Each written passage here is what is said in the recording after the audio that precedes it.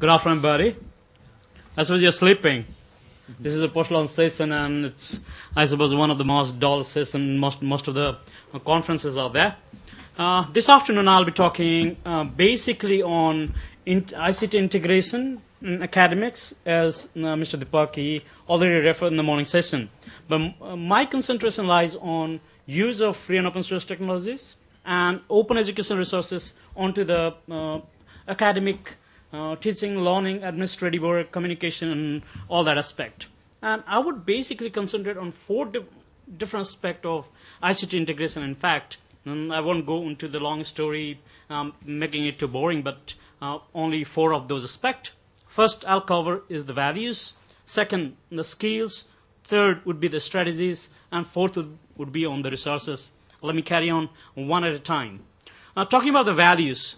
First and foremost, I started facing this problem back in early 2000. It was 2001 when I went to a classroom and then started interacting with a student. I say that, hey, I'll be teaching you computer programming. Because like having that background back from the school, I knew what it was like programming and building softwares and applications. I would go to them and then take a PC and then try to teach them. The first thing, they got to turn on a computer, and they open a software that tells that your software is not activated. You give a key, and the keys is a pirated keys, and that is giving me access now to a computer and the software. I use one application or other application almost all the time. I got to use with the pirated softwares. Now, at that point of time, right at that point of time, I keep my values and ethics at the stake and tell my student, if you have to do a computing, you go to pirate softwares. I realized, no, I'm not on the right track. This is not what it is to be like. I know, I am from South Asia. I know that I don't have hundreds of dollars to buy the softwares, but that doesn't mean that I don't have choice. That was first value question I had put on myself. And I said, no, no more. After I finished my education, I would concentrate. If I do anything, I'll do on free and open source. And my journey begins after my graduation. I totally concentrated on free and open source technologies then forward. That was about the value. A teacher, a school, administration, if they are using proprietary software or a pirated software, in either of the cases, they are not starting with a good value proposition. They got to have their moral questions to themselves. They got to stand forefront on the ethical ground if they are choosing a right technology to do the thing. Just now someone was doing a presentation and your office package is not activated. We ignore that, we cancel that, and we go with the presentation. That's not a good choice. We are making fun out of ourselves. South Asia, these are the people who use pirated software. That's the world laughing at us. And still, we don't give a damn about it, and we're just using that. We have a good choice. I guess it's now time to get awake and then realize we have good alternative in every single forefront. Here, education and ICT integration is one big forward. Now, if you remember, a couple of months back, Chinese president goes to South Africa and then ties up with a South African company. That's not other than Canonical. And they say that Ubuntu is going to be our official operating system. Why on earth China would say that Ubuntu is going to be their official operating system? And why can't India do that? Or why can't we do that? Or any of our countries can't do it while we are still pirating billions of dollars worth of software? That's first case. If we have to integrate ICT into our teaching and learning, our schools not having billions of dollars of budget to invest in the softwares alone. And on the hardwares, we have abundant low-cost hardwares, but they are to be empowered with the softwares, and we got to look about the alternates. They are not, in fact, the alternate, but they are the major choice now. First, on the value proposition. Second, now obvious question would come. Who is trained to use this software? Does our teachers, they know Linux? I would ask the same question forward to them and say that, does our teacher, they use Windows properly?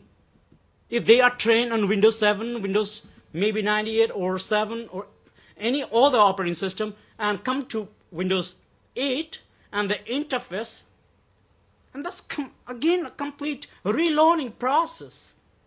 If they have to learn the same technology by the same name, same company, they got to learn one additional operating system.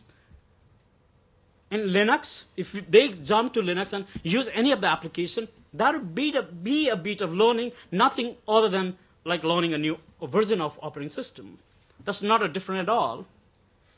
And normally when I went to the professional schools, not only that, several different schools, and go to try to train the teachers about various different technology, the first challenge that I come across with is they don't have an email address. They might be having a Facebook because it's too easy to use. They have a Facebook and they'll be giving a Facebook ID rather when we ask the email address. We are in that scenario at the grassroots level. We got to train them and we got to bring them to use that on the variety of different scale. Now, using Facebook or a Gmail in either Windows or Linux would be still the same thing. It's about the browser. It's not about the operating system, and we don't need to be reluctant about using any of the technology at that point of time. I'm using same Chrome or Firefox anywhere. So we got to address the challenge of a skill at the very bottom, and then we got to empower them to use variety of different technology. Skill is one big barrier, but we got to break it. And it's going to be there anywhere. It could be it's there in Windows, it's in Mac, or it's in Linux. And the third major challenge that really lies in most of the school is about implementation of the strategy. Normally, they tend to think, many of commercial companies, they would go to the school and they say that we have a ready-made solution to them. Like they go to a fast food restaurant, they order pizza, and they would be having that. You click here, you have to teach this lesson, you go to here, click on first unit, click on this video, click on this audio, it plays. And that is getting both the people passive. Teachers and students both are getting very, very passive when we are furnishing complete ready-made solution for them to work on. Here, in this age, 2014, when we are talking 2014, we are not in 1990s or early 2000, where content was a primary on ICT integration. Today, we have a content abundance. We are in a scenario where there is information overflow. And it's not about either content or information in either case in the education. It's about creative application of it and students being able to interact with the content in multiple different dimensions that they can harness their creativity so they can solve their problem creatively on any cases. I heard many of our presenters saying that our education system is not ready for 20 years hence education, or 20 years in, or 10 years after our jobs, what we are having today is going to be obsolete. But who cares?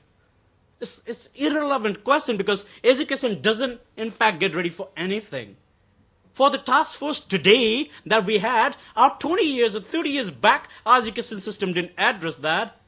Education system, any of education system is empowering a student on a creative scale is going to get ready for any challenges of the jobs in the market. So education should focus on the creativity aspect, analytical skill, rather than getting any specific job skills ready manpower. On that, what is the ground, what is the basis? If we actually help our students interact with multiple challenges in every different scale, so they are going to be ready for any kind of sophisticated jobs for any future.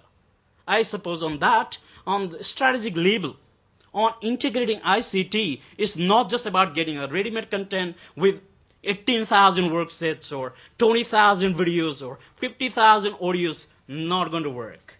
It's just not going to work. It's always there. If you have a better internet connectivity, all these resources are just there. Just click away.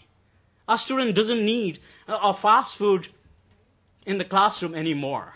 If anyone's having a better resources than Kuruki, if you have come across with, Connect Giants, if you come across with, Khan Academy has been taking quite a lot of time. And we talk about the WikiHow or Wikibooks or Wikipedia. Today, they have challenged every proprietary content development companies. Inkara went absolute in a couple of years back. having the highest R&D budget just by the collaborative effort. So with the collaborative effort in the public, we have abundant resources. Now we got to interwoven them to our learning process and help our students interact more on every single problems. Like if you have come across with the Silesia or GeoGebra, 2-3 minutes. over. It's over. If you come across with some example, one or two example to give you. I don't know if you have really come across with Silesia or GeoGebra. Those are the platform a student can practice, simulate every single math question, and then visually plot the graph and see what a question means. I suppose any of the simulated content would only try to mimic that to some degree or some scale, and that's nothing even nearby. With that, I would only recommend every wise audience out here. There are plenty of opportunities on the free and open source technologies and open education resources. Let's not get lost by some of the marketing gimmicks and some fancy advertisements published everywhere. Thank you.